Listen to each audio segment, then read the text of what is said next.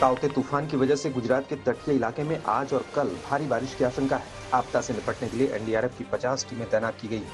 गुजरात के कच्छ में तूफान से तबाही की आशंका को देखते हुए प्रशासन अलर्ट पर है। मछुआरों को सुरक्षित स्थानों पर शिफ्ट किया गया है। मौसम विभाग ने चेतावनी दी है कि तूफान 24 घंटे में और भी खतरनाक हो सकता है। ये अपनी दिशा बदलकर आज शाम तक गुजरात के तट से टकरा सकता है। इसके करीब 12 घंटे बाद यानी 18 मई की सुबह तक ये चक्रवात पोरबंदर और महुआ के बीच से गुजरात तट को पार कर सकता है। आईएमडी ने मुंबई में आज तेज हवाओं के साथ भारी बारिश की आशंका जताई है। बारिश को लेकर यहां ऑरेंज अलर्ट जारी किया गया है। इसकी वजह से मुंबई में 5 जगह अस्थायी शेल्टर होम बनाए गए हैं। पश्चिमी मुंबई में एनडीआरएफ की 3 टीम और बाढ़ से बचाव के लिए फायर ब्रिगेड की 6 टीमें भी तैनात की गई। केरल में तूफान का असर दिख रहा है। कई इलाकों में भारी बारिश हो रही है। अलपुझा में भारी बारिश के कारण निचले इलाकों में पानी भर गया है। तटीय इलाके के लोगों को समुद्र से दूर रहने को कहा गया है।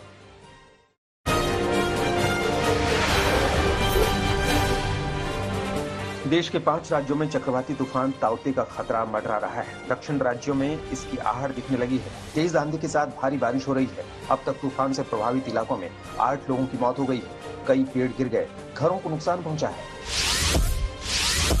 कर्नाटक के उत्तर कन्नड़ जिले में ताउते तूफान ने जमकर तबाही मचाई है। उडुपी में 4 लोगों की मौत हो गई। उत्तर कन्नड़ जिले में तूफान की तबाही में 71 घर तबाह हो गए। मछुआरों की 76 बोट भी क्षतिग्रस्त हो गई। 270 से ज्यादा बिजली के पोल गिर गए। गोवा में भी तूफान ने कहर बरपाया है। अलग अलग हादसों में 2 लोगों की मौत हो गई। एक हादसे में बाइक सवार पर बिजली का पोल गिरा। एक दूसरे हादसे में पेड़ गिरने से एक व्यक्ति की मौत हो गई। गोवा में तूफान की वजह से आज सभी उड़ानें रद्द हैं। गोवा के मुख्यमंत्री प्रमोद सावंत के मुताबिक तूफान में 100 घर पूरी तरह तबाह हो गए, जबकि 100 अन्य घरों को मामूली क्षति पहुंची। गोवा में तूफान की वजह से करीब 500 पेड़ गिर गए। जगह जगह पर रास्ते बंद पड़े।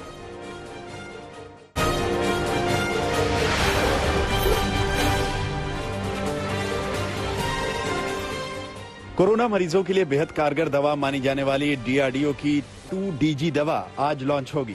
सुबह 10:30 बजे रक्षा मंत्री राजनाथ सिंह और स्वास्थ्य मंत्री डॉक्टर हर्षवर्धन दवा का पहला बैच रिलीज करेंगे। बीते दिनों में drugs controller general of India ने 2-डीऑक्सी-डी ग्लूकोज दवा से कोरोना के इलाज को इमरजेंसी अप्रूवल दे दिया था। दावा है कि ये दवा कोरोना मरीजों में संक्रमण बढ़ने से रोकती है, जिससे उन्हें ठीक होने में मदद मिलती है।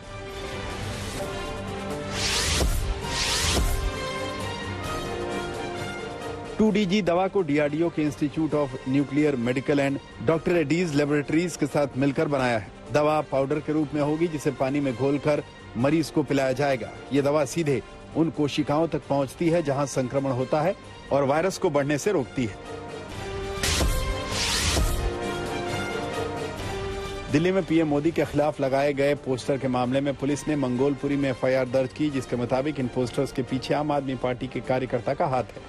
पोस्टर मामले की जांच में गिरफ्तार आरोपियों से पूछताछ के बाद पता चला कि सुल्तानपुरी माजरा इलाके में रहने वाले आम आदमी पार्टी के कार्यकर्ता अरविंद गौतम ने पोस्टर छपवाने का ऑर्डर दिया था।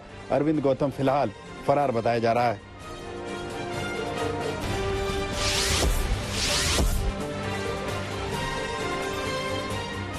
कोरोना वैक्सीन पर छिड़ा पोस्टर विवाद राजनीतिक मुद्दा बन गया है। कांग्रेस नेता राहुल गांधी के साथ पार्टी के तमाम नेताओं ने लोगों की गिरफ्तारी का विरोध किया और इसी बहाने केंद्र सरकार पर हमला बोला। राहुल गांधी ने वही पोस्टर सोशल मीडिया पर शेयर किया और लिखा, मुझे भी गिरफ्तार करो।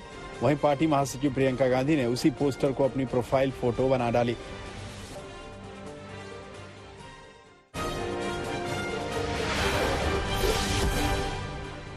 महाराष्ट्र में कोरोना के केस लगातार कम हो रहे हैं। एक दिन में महाराष्ट्र में कोरोना के 34,848 नए मरीज मिले, जबकि 59,000 से ज्यादा मरीज ठीक हुए। हालांकि चिंता की बात यह है कि प्रदेश में 24 घंटे में 960 मरीजों की मौत हुई। अभी महाराष्ट्र में कोरोना के 4,94,000 से ज्यादा एक्टिव केस हैं।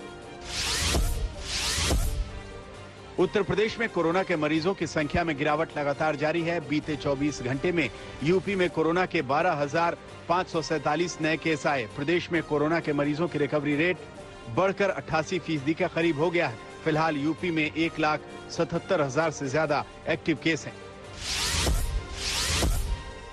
कोरोना के घटते मामलों के बीच यूपी में लगे आंशिक कर्फ्यू को फिर से बढ़ा दिया गया है। यूपी में अब 24 मई तक आंशिक कर्फ्यू जारी रहेगा। पाबंदियों के चलते फुटकर दुकानदारों और रेहड़ी पटरी वालों को हो रहे नुकसान को देखते हुए योगी सरकार ने बड़ा फैसला किया है। योगी सरकार फुटकर दुकानदारों और रेहड़ी पटरी वालों को 1000 रुपए महीने का भत्ता देगी। साथ ही उन्हें 3 महीने का राशन भी दिया जाएगा। कोरोना के दौर में जमीनी हालात का जायजा लेने के लिए यूपी के सीएम योगी आदित्यनाथ आज फिर पश्चिमी यूपी का दौरा करेंगे। योगी आदित्यनाथ आज मेरठ, गाजियाबाद और नोएडा के दौरे पर रहेंगे। इस दौरान सीएम अधिकारियों से चर्चा कर कोरोना से निपटने की तैयारियों पर वार्ता करेंगे। इसके बाद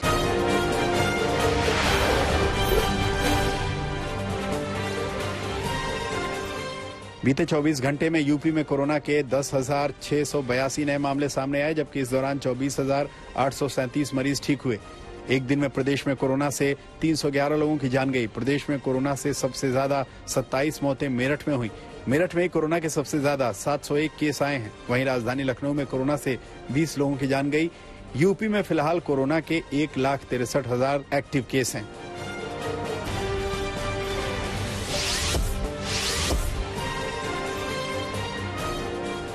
यूपी के सीएम योगी आदित्यनाथ आज सहारनपुर और मुजफ्फरनगर जिलों का दौरा करेंगे। कोरोना के खिलाफ लड़ाई में जमीनी हालात का जायजा लेने के लिए योगी आदित्यनाथ ने कल नोएडा, गाजियाबाद और मेरठ का दौरा किया था। नोएडा में योगी आदित्यनाथ वैक्सीनेशन सेंटर पहुंच गए थे।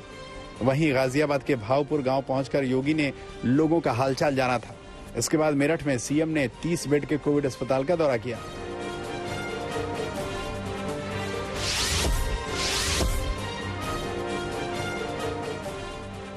कर्नाटक में कोरोना संक्रमण का खतरा बना हुआ है। एक दिन में कर्नाटक में कोरोना के 31,531 नए केस आए, जबकि कोरोना के चलते 403 मरीजों की मौत हुई। हालांकि कोरोना से सबसे ज्यादा प्रभावित राजधानी बेंगलुरु में कोरोना के मामले में कमी आ रही है। बीते 24 घंटे में बेंगलुरु में कोरोना के 8,344 नए केस आए।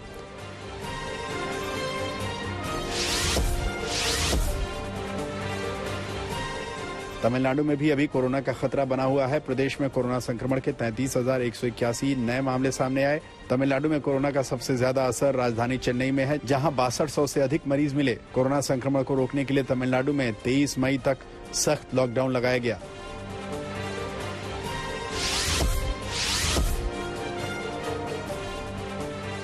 केरल में बीते 24 घंटे में कोरोना के 30,000 के करीब नए केस आए, जबकि कोरोना संक्रमण से 89 लोगों की मौत हुई। प्रदेश में अभी कोरोना के 4,40,000 से ज्यादा एक्टिव केस हैं। कोरोना के संक्रमण की रफ्तार को रोकने के लिए राज्य सरकार ने कोरोना से सबसे ज्यादा प्रभावित 4 जिलों में लॉकडाउन को बढ़ा दिया है। जिन जिलों में लॉकडाउन बढ़ाया गया उनमें तिरुवनंतपुरम, कोच्चि, त्रिशूर और मल्लापुरम शामिल हैं।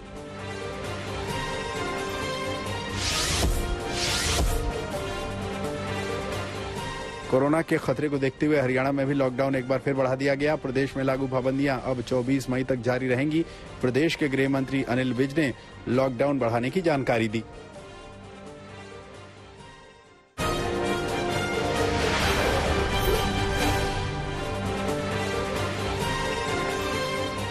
इजरायली सेना ने हमास की जबालिया बटालियन के कमांडर के घर पर किए गए हवाई हमले का वीडियो किया जारी।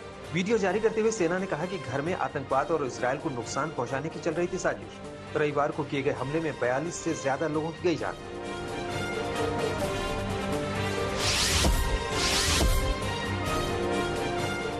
फिलिस्तीन पर इजरायल द्वारा किए जा रहे हमलों के जवाब में एक बार फिर स्पेन की सड़कों पर किया गया प्रदर्शन। लोगों ने फिलिस्तीन के हक में लगाए नारे।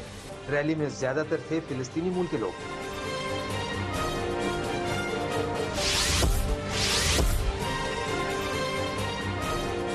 स्पेन की तरह लंदन में भी गाजा पर किए जा रहे इजरायल के जवाबी हमले के विरोध में लोगों ने किया प्रदर्शन।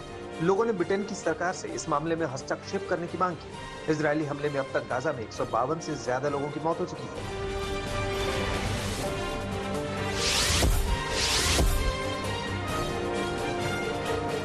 पोप फ्रांसिस ने इजरायल और फिलिस्तीन से की शांति की अपील। कहा, बच्चों के साथ साथ कई निर्दोष लोगों की मौत अस्वीकार है। दोनों पक्षों को लड़ाई खत्म करने की दी सलाह।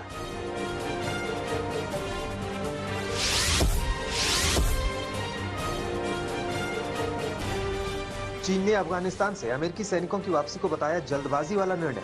चीन और पाकिस्तान विदेश मंत्रियों के बीच हुई बातचीत में चीन ने कहा, अमेरिकी सैनिकों की वापसी से क्षेत्रीय स्थिरता को हो सकता है खतरा।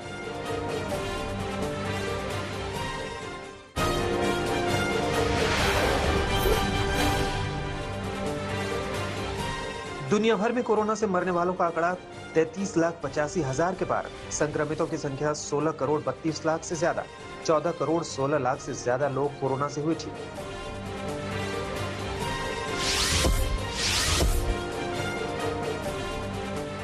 पड़ोसी देश नेपाल में भी भारत की तरह कोरोना ने लिया विकराल रूप। ऑक्सीजन से लेकर अस्पतालों में हो रही बेड की कमी। रोजाना 8,000 से ज्यादा निकल रहे कोरोना के मरीज।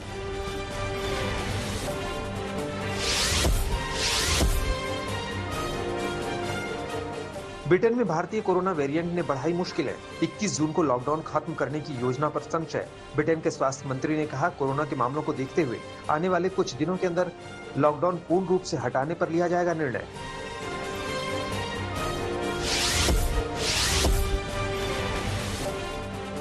टर्की में बेसिकटास फुटबॉल टीम के प्रशंसकों ने लॉकडाउन और कोरोना के चलते लगाई गई पाबंदियों को दरकिनार करते हुए मनाया जीत का जश्न। लोगों को हटाने के लिए पुलिस को करनी पड़ी हवाई फायरिंग। टर्की में लगा है 17 दिनों का लॉकडाउन।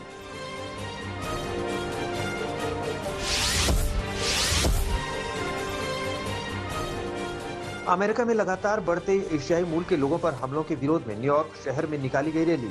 यूनाइटेड अगेंस्ट हेट नाम की इस रैली में कई एशियाई मूल के लोगों ने लिया हिस्सा। रंगभेद और एशियाई मूल के लोगों पर बढ़ते हमलों को रोकने के लिए सरकार से सख्त कदम उठाने की मांग की गई।